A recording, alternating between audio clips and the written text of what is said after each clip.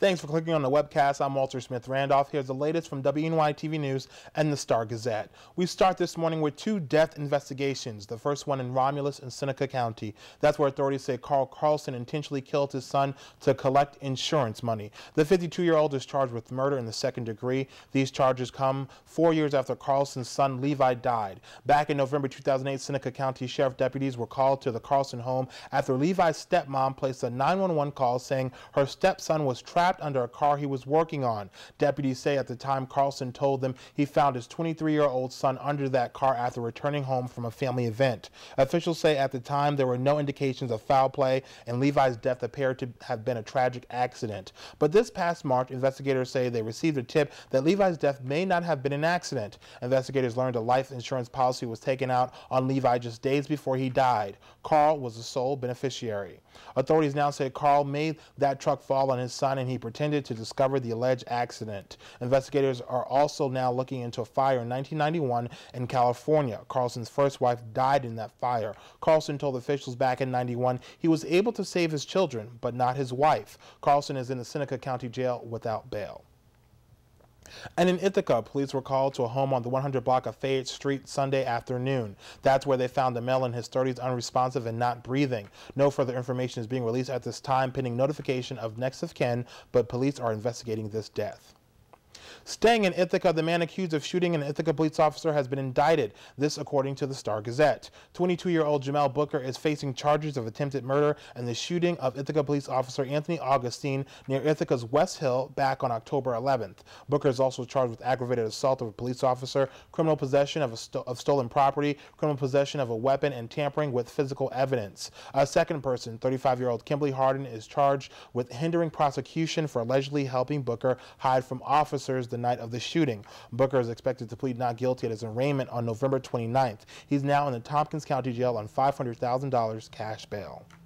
Pennsylvania State Police at Towanda are investigating a slew of sexual offenses involving minors in Bradford County. Police say they have reports of sexual offenses involving a 2-year-old boy, a 7-year-old girl, a 5-year-old girl, a 6-year-old girl, and a 15-year-old male on July 13th. They say this all happened in Shashequin Township. Police say they're also investigating a complaint involving a 17-year-old girl who was sexually assaulted by a male in North Towanda Township sometime between 2010 and 2012.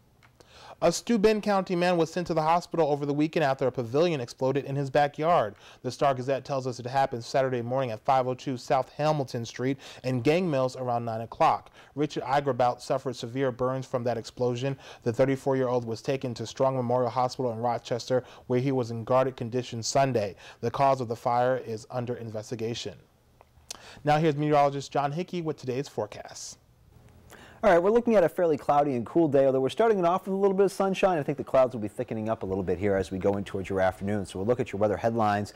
We'll look for a few sunny breaks, especially this morning, which is actually mainly sunny, but by this afternoon, the clouds roll in ahead of a storm system. It's a near-miss kind of storm. It's going to pass by pretty far to our south.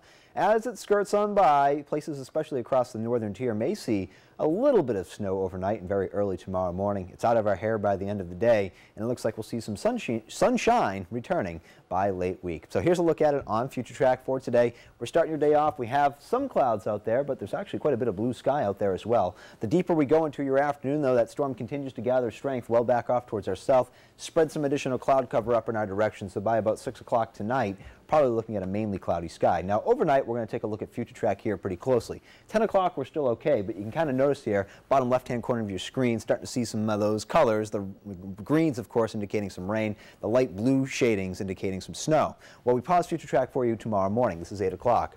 Notice that storm, the heaviest of which, a lot of these darker blue colors, pretty far off towards southeastern PA, but up in our direction, it's there. There's the potential that especially places across the northern tier see a light dusting of snow, perhaps as much as an inch. But as you get north of, say, a Corning to Elmira to a Wego, Appalachian line, you head north of there, it's just a little bit of the snow globe snow tonight, not really much of anything accumulating, and then this thing is quickly out of here by the time we look ahead towards tomorrow afternoon. By Wednesday, it looks like a mostly cloudy day. We'll see some sunshine. We'll keep those temperatures seasonably cool as well. Your average high this time of year, 45, will be well shy of that until we get into your weekend.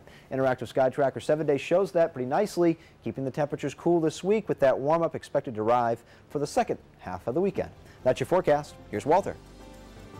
All right, thanks, John. For the latest news, weather, and sports, be sure to watch WENY-TV News at 5:36 and 11. Also, don't forget to pick up a copy of today's Star Gazette. I'm Walter Smith Randolph. Have a great day.